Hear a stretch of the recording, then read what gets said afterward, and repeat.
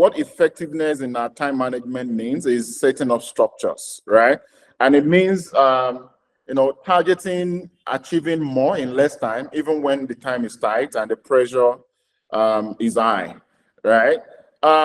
So the roadmap I'm going to be looking at is how we can evaluate our priorities or evaluate what we need to do, and how we can plan for those things, and how we can prioritize, how we can focus and actually finish well. In terms of evaluation, number one, we need to declutter. And what do I mean by declutter? You need to declutter both your digital and mental space. And I'll give practical examples of how you can declutter. Number one is, mobile phones now have features that makes you focus. If you click on focus, messages will not be coming in. Many of us are so addicted to our phones and our mobile devices in such a way that there's no click or alert or a sound from our phone that we will not check. And I think many of us are becoming very intentional around putting our phones away, because it's a very serious case. For every beep from your phone, you want to check, and that can be a very big distraction in itself. So decluttering does not mean just working on your mind to be settled and for you to face the day with the vigor and the strength for you to accomplish what you want to accomplish, but also to declutter all the digital distractions around you. So that's number one. Number two is also around how we can start our day on a good note. If you start your day with social media, and I've experimented with this, anytime I start my day reading some news or some information on Twitter, it can actually affect me emotionally throughout the day. Or it can affect me. So sometimes when I read about some news, and all of us have the types of news that put us down, or the kind of things that get us worried about some things going on in the world. It could be about economy. It could be about, for those of us that really care about information, it can actually affect us throughout the day. So if you start your day with social media sometimes, and I know some of us, our intention is to go and check what is going on. That let me just catch up on news, what is going on. And before you know it, you've scrolled for 2 hours. Between 6 a.m. and 8 a.m., you are just on Twitter, reading, going from page to page. What did this person say? Before you know it, you've not started your day with a focus and you are distracted already. So that is an example of what we need to declutter. And number two is to decide what is important and prioritize that. And that is why sometimes on Sunday evening, you're supposed to take a moment, even if it's just 30 or 45 minutes, to think about what you want to accomplish for the week and write them down and prioritize and decide which one is important and which one can wait, right? Very important. So you declutter, you decide, and then you review. Make it a daily habit. You can spend at least 10 minutes a day reviewing the challenges you faced. So maybe you plan to do 3 things on Monday, but you could not accomplish them. You need to do a self-reflection on what happened at the office that didn't allow you to accomplish those 3 things. Sometimes your colleagues are the distraction. Some people love just having gist over and over again. There's something to talk about. So your colleagues that you respect so much that you cannot do without chatting with can actually be a distraction to you for you not to accomplish what you're supposed to accomplish, because there's a gist to talk about all the time. So this is what you do to evaluate, to declutter, number one, to decide and to review your priorities for the week or for the task or for the plans that you have. Number two is plan. You need to have clear objectives. Why are you doing this? What are the end goals of those objectives you have set for yourself? If you have 3 things on your KPIs that you need to accomplish by Q1, you must always go back to your KPIs to ensure that all the things you are engaging in, all the contributions you're making, and all your deliverables are in line with those KPIs. That also keeps you in check when you are going off track or when you are being distracted. Because at the end of the day, you're going to be, reviewed, or you're going to be evaluated, based on those things you were set out to do from the beginning of the year, especially with the way we do our KPIs at CCO, for example. Then you need to set yourself up for success. using tools like Google Calendar. Sometimes on my calendar, I'll put a lot of color shading on what I need to do. It help me compartmentalize my mind about the things I want to do.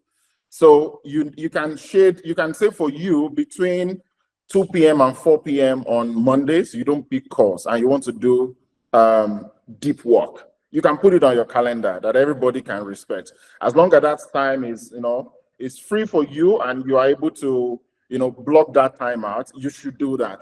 There are some people that would say on Wednesday between 9 and 2 p.m., I need to do deep work for my deliverables. And then maybe on Thursdays, I'm open for calls, all the collaborative calls, cross-team calls. And we do a lot of calls. We sometimes fix calls for things that we can address via an email. That's another distraction, right? There are some things that you can send through Hangout and you make the decision faster, but we always want to set up calls. So we spend like 3 days finding the time that works for everybody. You've already spent 3 days, delaying that decision when you can just send an email and say, and make your email short, go straight to the point. And also, one of the distractions is also saying so much without saying anything.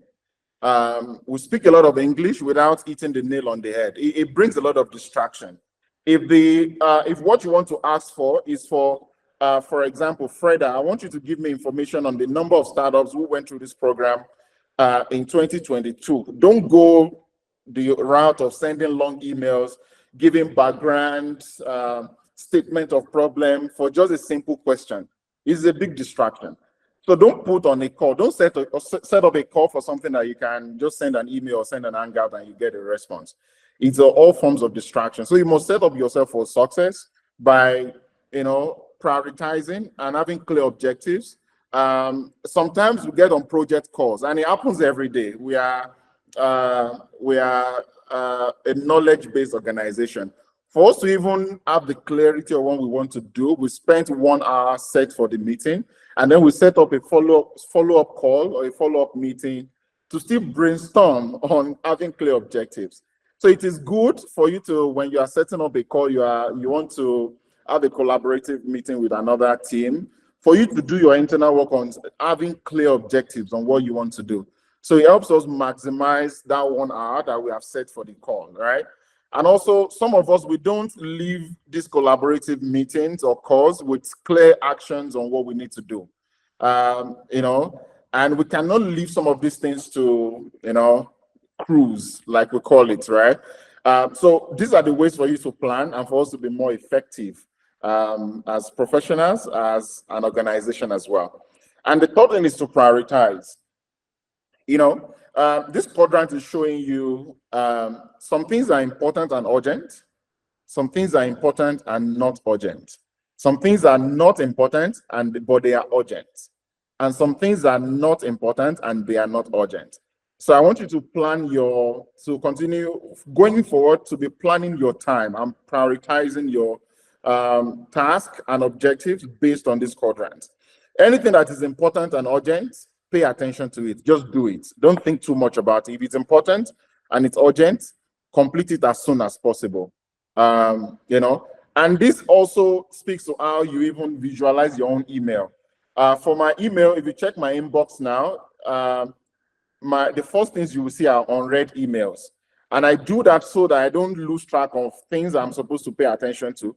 But I also have like a bird eye view of the things I've not responded to. And I'm able to see the things I need to prioritize and respond to urgently. The things that can wait, I leave it there. And I plan that next week I'm going to respond to this. So important and urgent, do it and don't complete it as soon as possible. If it's important and not urgent, if you are able to schedule it for another week, do that. If something is important, but speaks to what I said earlier around what one of my friends used to say, your urgent is not my urgent, right? Schedule it and you can move it forward and say, okay, it's important, but it can wait. And, we can talk about it next week, or let's talk about it upper week. If it's not important, but urgent, if you can delegate it, delegate it, or someone else can do it. Because sometimes the things that are not important, but they are urgent, does not bother with your team sometimes. And the truth is that we get caught into things that does not concern us. And this happens in every organization.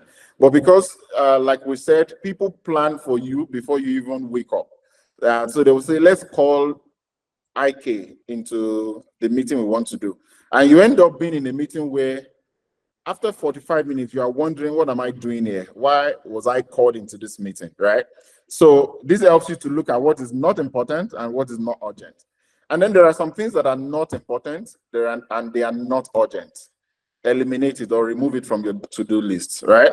Or don't even respond to it at all. It sounds harsh, but the truth is that for us to become a productivity engine, we must always rate our priorities with this quadrant that I've just showed us, right? So in terms of focus, you have to say no to distraction. I've given some examples. Your phone is a distraction. Cheat chats in the office that are unnecessary is a distraction when it's not time for lunch or break. Consciously put yourself away from distraction. And also, you don't have to feel like doing it. If you want to feel like doing it, I believe even in life, we are not going to achieve anything. There are some things that most times we don't feel like doing anything, but you have to do it when you remember that the driver of some processes is responsibility, not necessarily your feeling. You are going to do it. And then you need to continue to analyze your deviations. Have you missed deadline? Why did you miss the deadline? Have you deviated from the objective of the project? What is the distraction? And this is a skill all of us must learn, especially when we are doing ideation for a project. Sometimes we are pulled in different directions without paying attention to the core direction of that project or that program. So it's very important for us to keep analyzing deviations and our distractions so that we can have a redress. Then, in terms of finishing, I didn't put anything here. You can see lorem ipsum.